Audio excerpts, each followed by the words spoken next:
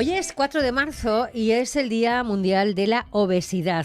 Una obesidad que, por cierto, aquí en la región de Murcia tenemos tasas bastante más altas que el resto de comunidades. En este caso no vale aquello de mal de mucho, consuelo de tontos, porque de lo que se trata es de evitar y de prevenir la obesidad en general, porque la infantil, aquí en la región, también es una de las más altas. Para saber un poquito el porqué y sobre todo cómo prevenir, cómo evitar, vamos a hablar con un especialista en endocrinología del Hospital HL Alavega y es el doctor Enrique Hernández. Doctor, buenos días, bienvenido.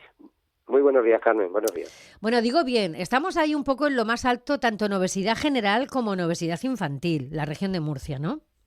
Sí, estamos en los rankings donde no debíamos de salir, pero los lideramos, casi en las dos partes. En la población adulta somos una de las dos comunidades, tres, depende si es hombre o mujer y depende de qué año, que más obesidad padece. Prácticamente casi el 20% de los mayores de 18 años en nuestra comunidad tienen obesidad. Pero es que en los niños vamos peor, los niños somos los líderes. Ahí está, que eso decía yo que lo comentaremos después, sobre todo cómo prevenir en la edad más, ¿no? En la primera edad, yo creo que eso es lo más importante.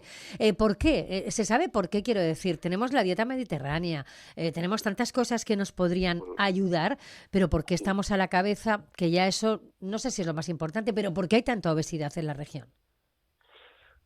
El por qué hay tanta obesidad es un problema complejo, tiene varias caras, ¿no?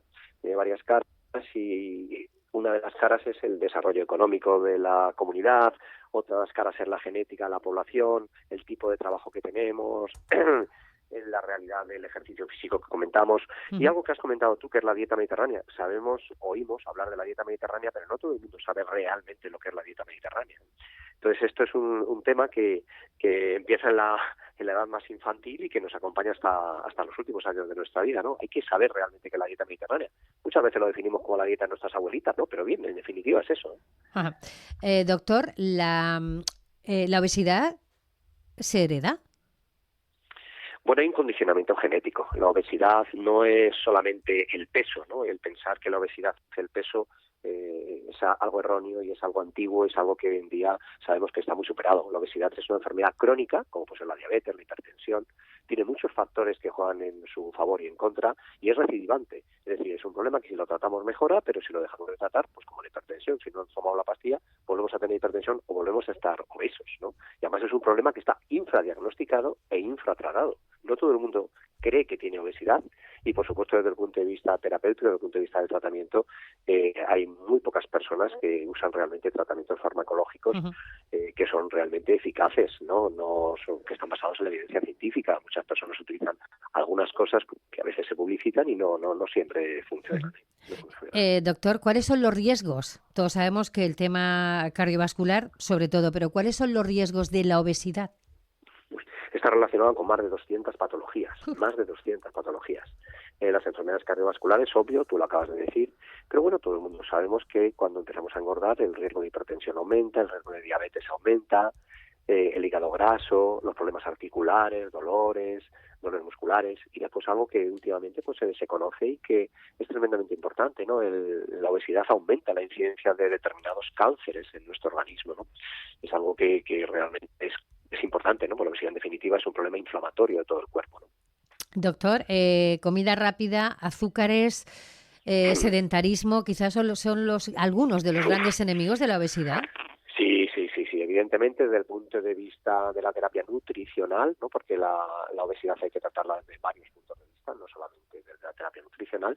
Esos que tú has nombrado probablemente sean los alimentos rojos o las cosas rojas que debemos de evitar cuando una persona quiere cuidar el tema del sobrepeso o la obesidad, ¿no? Pero además todo eso tiene que estar integrado en un programa de cambio de comportamientos y de hábitos de vida que desarrollan a largo plazo. Hay dicho que es una enfermedad crónica, con lo cual eso que dices está bien, pero hay que hacerlo durante mucho tiempo, ¿no? Tenemos que aprender probablemente a comer de otra manera. La propia palabra lo dice, ¿no? Hábitos de vida saludables, hábitos Correcto. Todos los días, dieta equilibrada, un poquito de ejercicio, porque cuando hablamos del ejercicio, yo aquí me gustaría también, me imagino que cuando hablamos de ejercicio físico diario, doctor, no sé a qué nos referimos, no sé si es hablar de ir a un gimnasio, hacer fuerza, caminar, ¿qué es lo que sería lo ideal? Lo ideal sería combinar los dos tipos de ejercicios aeróbicos y anaeróbicos, es decir, ejercicios para fortalecer el sistema cardiovascular y para que no perdamos masa muscular y nuestra masa ósea fuerte, ¿no? Ay, hemos perdido ahí un poquito Sí, sí.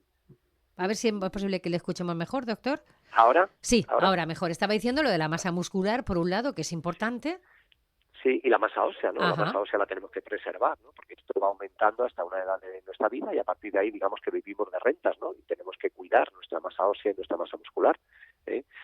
Por lo tanto, el ejercicio físico combinado, ejercicios de fuerza y ejercicios cardiovasculares, es lo más adecuado. Tenemos que hacer por lo menos 4 o 5 días ejercicios, podrían ser 2, 3 cardiovasculares y otro par de ellos de fuerza, pero todos en todos los momentos de la vida debemos hacer esto. Esto para un mantenimiento básico. Doctor, se habla mucho, está muy de moda, bueno, hay muchas cosas que están de moda, ¿no? Relacionadas con las dietas y demás. Se habla mucho de ese ayuno, bueno, pues que intermitente. Sí, pero que habla, luego cuando leemos, a lo mejor tienes que comer a las 8 de la tarde y no volver a comer. ¿Esto realmente es bueno? ¿Es malo? Bueno, no es ni bueno ni malo. Pensemos que nuestro cuerpo, nuestros ancestros, allá en la época de los hombres primitivos, comían una vez al día y a veces no comían en todo el día, ¿no? Entonces nuestro cuerpo está preparado para almacenar energía. A día de hoy, en los últimos 50, 60, 70 años, tenemos toda la energía disponible en la nevera, en los supermercados, en cualquier sitio, y esto no está preparado en nuestra genética, la genética humana no está preparada para esto, ¿no? Entonces, el hacer esos ayunos de 12, 14 horas, bueno, pues nuestros ancestros lo hacían, ¿no? Con lo cual no pasa absolutamente nada, lo podemos hacer, ¿no?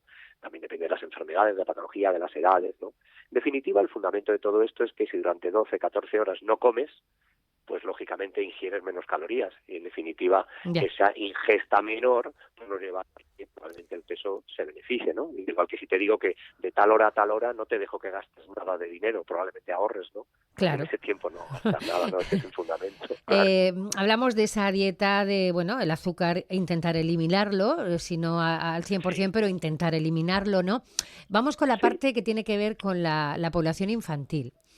Aquí, ¿de qué se trata? ¿De tantos productos que no deben tomar los niños? En fin, ya sabemos todos a qué nos referimos, ¿no? Sí, claro. Azúcares, volver un poco a la dieta de toda la vida de antes, que era el bocadillo para merendar y no tanta historia que hay ahora. ¿Cómo prevenir también la obesidad desde pequeñitos?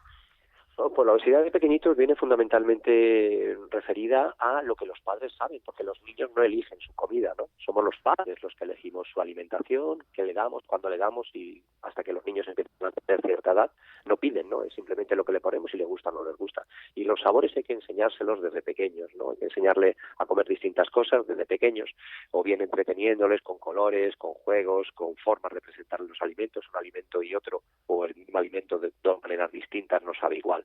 Entonces hay que empezar a enseñarles por ahí y eso empieza con la educación de los padres, educación nutricional, para poder enseñar a los niños adecuadamente a comer. Pero también hay otro aspecto tremendamente importante, que es el aspecto económico. Es mucho más barato dar un bollo lleno de grasas saturadas industriales, un bollo terrible para la naturaleza y para el peso, que darle a un niño una pieza de fruta. Es mucho más cara la fruta. Es mucho más barato un producto precocinado que a lo mejor un pescado fresco, ¿no? Entonces el aspecto económico también juega un papel tremendamente importante a la hora de alimentar a nuestros niños. El presupuesto familiar para alimentación es el que es y no todo el mundo dispone de una ingente cantidad de dinero para poder comer todos estos alimentos. Es un problema que tiene, como decía, varias caras, es polifacético este problema. Pues, doctor, el tema de estos productos que llevan tanta grasa, estas cositas que van en bolsas y tal, baratas tampoco son, quiero decir.